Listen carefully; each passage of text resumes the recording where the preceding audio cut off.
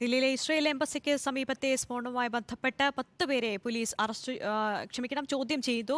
സ്ഫോടനത്തിന് തൊട്ടുമുൻപ് പ്രദേശത്തുണ്ടായിരുന്നവരുടെ പട്ടിക തയ്യാറാക്കിയിട്ടുണ്ട്. സിസിടിവി, മൊബൈൽ ടവർ എന്നിവ വഴി ലഭിച്ച വിവരങ്ങളുടെ അടിസ്ഥാനത്തിലാണ് നടപടി. സ്ഫോടനത്തിൽ എഫ്ഐആർ രജിസ്റ്റർ ചെയ്യുന്നത് വൈകുകയാണ്. വിവരങ്ങളുമായി നോബിൾ മാരിക്കാരനാണ് ചെയ്തത്. നോബിൾ, ഇത്രയും ദിവസമായിട്ടും പ്രതികളെക്കുറിച്ച് ഒരു സൂചനകളും ലഭിച്ചിട്ടില്ല. ഇപ്പോൾ എത്തരത്തിലുള്ള അന്വേഷണമാണ് നടക്കുന്നത്?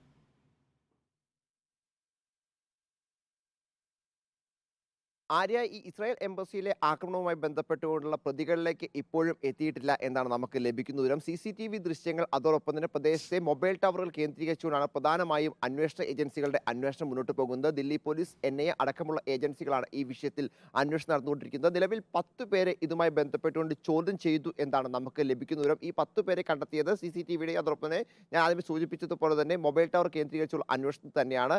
അതോടൊപ്പം തന്നെ പോലീസിൽ പ്രധാനമായും പ്രതീക്ഷിക്കുന്നത് ഫോറൻസിക് റിപ്പോർട്ടാണ്. അതായത് ഈ സ്ഫോടനം നടന്ന സ്ഥലത്ത് നിന്ന് സ്ഫോടന അവശിഷ്ടങ്ങൾ, അതോടൊപ്പം തന്നെ മറ്റ് സാമഗ്രികൾ എല്ലാം കണ്ടെത്തിയിരുന്നു. ഇത് നേരത്തെ തന്നെ ഫോറൻസിക് പരിശോധനയ്ക്ക് അയച്ചിട്ടുണ്ട്. അതിന്റെ റിസൾട്ട് വരുമ്പോഴായിരിക്കും ഏത് തരത്തിലുള്ള സ്ഫോടനമാണ് ഇതിൽ, അല്ലെങ്കിൽ ഏത് തരത്തിലുള്ള മെറ്റീരിയലാണ് ഇവിടെ സ്ഫോടനത്തിന് ഉപയോഗിച്ചത് എന്ന കാര്യത്തിൽ ഒരു അന്തിമ നിഗമനത്തിലേക്ക് പോലീസിനും അന്വേഷണ സംഘത്തിനും എത്താൻ കഴിയുള്ളൂ. നിലവിൽ പോലീസ് വിവരിക്കുന്നത് അതൊരു തീവ്രത കുറഞ്ഞ, അതോടൊപ്പം തന്നെ വലിയ രീതിയിൽ പ്രഹരശേഷി ഇല്ലാത്ത, ആർക്കും പരിക്കുണ്ടാകാത്ത ഒരു സ്ഫോടനമായിരുന്നു, ഒരു പൊട്ടിത്തെറിയായിരുന്നു എന്നുള്ളതാണ്. എന്താണെങ്കിലും ഭീകരവാദ ബന്ധം ഉൾപ്പെടെ ഇതിൽ ഇപ്പോഴും സംശയിക്കുന്നുണ്ട്. അത് പൂർണ്ണമായും തള്ളിക്കളയാതെയാണ് അന്വേഷണം മുന്നോട്ട് പോകുന്നത്.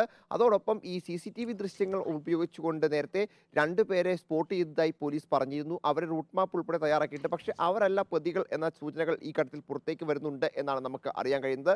നിലവിൽ 10 പേരെ ചോദ്യം ചെയ്തെങ്കിലും ആരെയും കസ്റ്റഡിയിൽ വെക്കുകയോ അല്ലെങ്കിൽ ആരുടെയും അറസ്റ്റ് രേഖപ്പെടുത്തുകയോ ചെയ്തിട്ടില്ല എന്നും അറിയാൻ കഴിയുന്നു. ഏതാണെങ്കിലും അന്വേഷണം മുന്നോട്ട് പോവുകയാണ്.